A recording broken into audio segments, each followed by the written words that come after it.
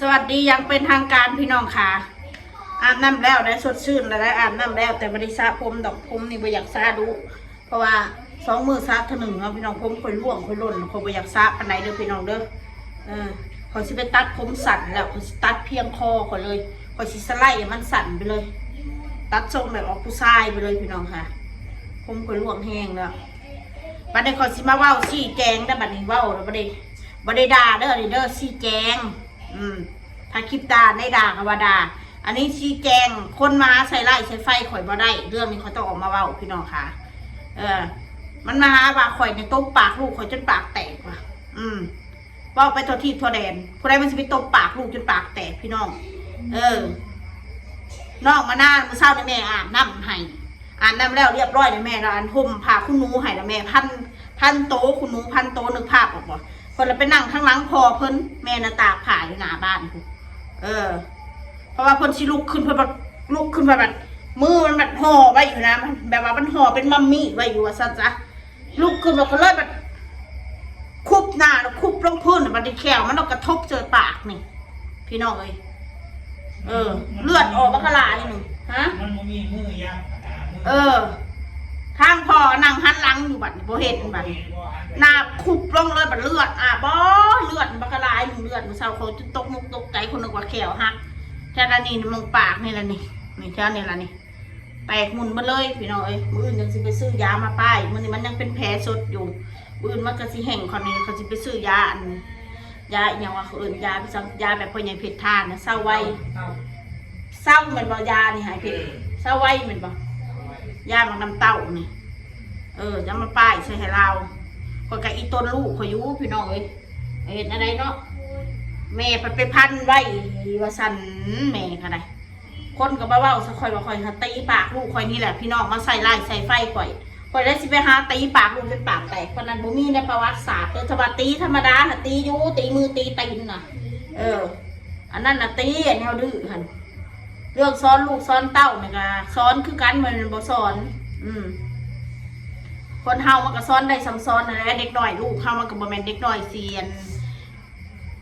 ปกติคือเด็กหน่อยลูกคนอื่นเขาเนาะพี่น้องเนาะเขาก็อยากบอกอย่างหรือจักหน่อยอีกอย่างนั่งก็มีอยู่คนเดียวเด็กหน่อยคนเดียวมันก็ย่อมจะเอาใจอยู่แล้วอันใดบ่ถือใจมันก็คิดวิดวัดเป็นธรรมดามันก็โห่เดี๋ยวเนาะพี่น้องเนาะเสียมันเกลื่อนคนปกติขนาดเด็กหน่อยปกติมันยังบอกฟังความ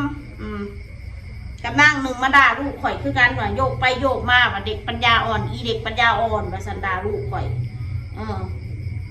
อยากให้คนที่เขาด่าลูกมึงเด้เนาะพี่น้องเนาะจิตใจมึงเห็ดด้วยอีหยังมึงจะกล้าด่าเขาเด็กน้อยปัญญาอ่อนแบบนั้นว่าเด็กน้อยเขาเป็นนั่นนี่บ่สมควรสิไปเว้าใส่เขาเลยพี่น้องเลยหัวอกคนเป็นพ่อเป็นแม่เนาะพี่น้องเนาะถือเขาเจ้าเล่าให้ลูกเขาแบบนี้นะเจ้าสมองดีสมองครบถ้วนสมองครบ32บัดมาด่าเด็กน้อยเนาะพี่น้องถ้าเกิดคนที่เขาไปด่าลูกเธอแล้วเธอสิความรู้สึกตัวเป็นอะไรความรู้สึกของเธอสิเป็นอะไรความรู้สึกของเธอน่ะเธอคิดได้อะไรเธอมาด่าเด็กน้อยฉันถามเนี่ย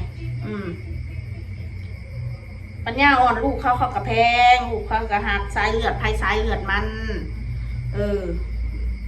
เขากระหักของเฮามันไม่เป็นว่าปัญญาอ่อนแล้วเขาสิบ่ฮู้เรื่องอย่างเลยนับมือนับฟันนี่นับยิ่งนับมือนับฟันนี่ยิ่งไม่รู้เรื่องประสันพี่น้องคนเล่าให้ลูกไปว่าบ่รู้เรื่องโอ้ยเสียงรถไทยเย็นอะไรเนาะมือเลยคนที่บ่รู้เรื่องนะคือคนเบิ่งคลิปมันพี่น้องนอกมาหน้าเราก็อยู่มาเหมาะแม่เวลาเขาอยู่มาเหมาะแม่ก็มาบอกให้ลูกเขาเวลาเขาแล่นหน้าแล่นหลังก็มาบอกให้ลูกเขาอันใดมันก็บริถือใจเรามันบ่เป็นลูกมึงเนาะเดี๋ยวสิมาหาว่าใส่ไล่ใส่ไฟเด้อว่าคอยตบปากแตกลูกว่าลูกว่าคอยตบปากลูกคอยแตกจังสั่นจังซี่เดี๋ยวมาหาบอกว่า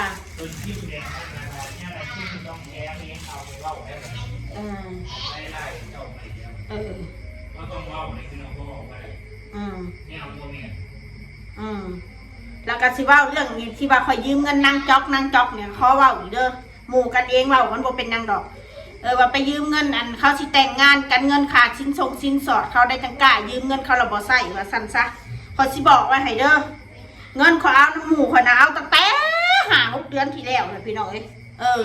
ใส่มันอยู่มีก็ใส่มันมาหาข่อยก็ซื้อสู้มันกินอยู่ว่าคุณหมู่พวกก็ได้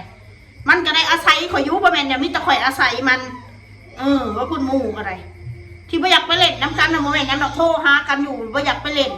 เนี่ยมันมีปัญหาคนคอมเมนต์มันมีปัญหาพี่น้องหมู่ข่อยมันบ่ได้ผิดกันบ่ได้ผิดเดี่ยวเข้าใจกันเด้อเฮ้ยขนาดข่อยไปเล่นน้ำหมู่น้ำพวกเข้าใจเด้อเฮ้ยเข้าใจกันจบขึ้นฮอดโทรหาบ่ได้ป้าได้ถิ่มเบิ่งแย่งกันคือเก่าหมู่กันนะแล้วอย่ามาหาว่าข่อยดอกว่าข่อยอิจฉานางสั่งสิโอ้ยข่อยแห้งดีใจนำเวลาข่อยลำบากเขามีมันแต่อยู่เคียงข้างข่อยมันบ่ได้ป้าได้ถิ่มข่อยดอกอีนางนั่นคนเฮาหักกันแพงกันหมู่ข่อยบ่ได้เป็นหยังเพียงแต่ว่านางก็เฮ็ดงานน้ำผัวนางบ่ได้ว่างช่วงนี้หั่นข่อยก็บ่อยากไปวุ่นวายเขาใหม่ปลามันทุกเจ้าก็ต้องเข้าใจนะอย่ามาหาว่าข่อยยืมเงินเขาบ่ใช้จังเส้นจังซี่อย่ามารู้ดีหลายกูยืมกูก็ใช้หมู่บ่แม่นดอกเขาสิบ่ได้อาศัยกูเขามาเล่นน้ำกูก็ซื้อข้าวต้มขนมสู่ลูกสู่เต้าเขากินอยู่แล้วอยากแนวกินกูก็บ่ได้ขี้ที่บ่ได้ห่วงกับเขาถ้ากูมีน่ะนอกจากกูบ่มีอันนี้ก็ต้องเข้าใจถ้าบ่มีคือจังซี่ละมาหาหมู่มีก็จักสิเอาหยังมาถ้าว่าสิให้มันมาเล่นกับข่อยนี่ละบอกมึงบ่ต้องไปเล่นน้ำกูดอกห้องกูมันมีหม้องต้อนรับมันแคบมันอันนั้นมันทำมาไม่จะนั่งอยู่หน้าห้องกูล่ะมันแคบมันมีหม้องอยู่นี่หั่นฮะแม่นเฮาอีต้นหมู่เฮาล่ะก็อยากให้หมู่มาคือเขาอีนางบอกนี่นางมิ้นเป็นอยากมาเล่นมาหยังน่ะตอกลงมาดอกมันลำบากสู้ถ้ากูอยากไปแล้วกูไปหาสู้เองไปเล่นแบบมิตรภาพที่ดีว่าต้องถ่ายคลิปไปไผเห็นดอกจบคนเฮาหักกันแพงกันถ่ายคลิปแล้วมันมีปัญหาคนมันมีจะโจมตีเฮาเว้าเอาคุณหมู่พวกเฮานึกถึงบัดเวลาเขาดีนำเฮาเวลาเฮาลำบากเขาอยู่เคียงข้างเฮาเวลาเขาลำบากเขาก็รวยเราเขาบ่เคยช่วยเหลือเขาก็ให้ซื้ออยากซื้อกินให้เงินหมู่พวกกันยืมกันเล็กๆน้อยๆมันก็สิเป็นอีหยังเฮ้ยมึงมีบ่เฮ้ยกูยืมเงินมึง2-3 พันวันนี้มันก็ให้ค่อยอีนางบ่ได้ขี้ที่มันมีอันจะมาหาเว้าแต่ว่าเงินแต่งงอกแต่งงานเขาสิแต่งงานกันมึงไปหาเฮ็ดกันมาใส่ไร่ใส่ไฟกูน่ะโอ้ยกูหลอกเอาตั้งแต่เขายังบ่ได้แต่งงานกันกูบัดนี้เขาอยู่นำกันแล้วครอบครัวเขาแล้วกูสิไปยืมสิบ่กูได้สิไปกล้ายืมเขาครอบครัวเขาคนเฮามันเคยยืมกันหรอว่าจังกล้ายืมกันบอกคืนเงินคำเอาไปชี้แจงนะนี่แหละว่าให้ฟังกูบริตัวบอกกูเคยเล่ากันเลยได้เรื่องหนีเรื่องสินมึงเป็นหนีภายในอันนี้พี่เลี้ยมกูก็เป็นกูก็บอกแล้วกูก็เป็นหนีพี่เลี้ยมกูก็เป็นหนีพี่เลี้ยมกูก็เว้าชัดเจนบ่ล่ะแล้วกูงงอยู่นะว่าคนน่ะเป็นยังมันกูงูว่ากูน่ะเป็นหนีเป็นสินมองหันมองนี่ไปสืบมาสบไปเข่าหาเขาสบต้องหูแท้หูฮอดว่ากูใส่เท่านั้นเท่านี้กูเดี๋ยวนี้บอกเขาบอกให้มึงฟังบอกเรื่องอะไรไอ้คนที่เขาไปหานะกูขอถามแหน่คือจากหูจากเห็นแท้เรื่องนี้เรื่องสินกูคือมายุ่งมาวุ่นวายตายแท้คือจังมาโศกแท้กับหนีสินกูดิสู้วัดมาใส่ให้กูสบอกกูขอร้องสุราสู้อย่ามายุ่งเลยเรื่องนี้เรื่องสินกูนะกูมีกูก็ใส่บันนี่เพื่อกูก็ใส่นอกจากกูบ่มีแล้วกูบดปัญญาอีนี้แหละ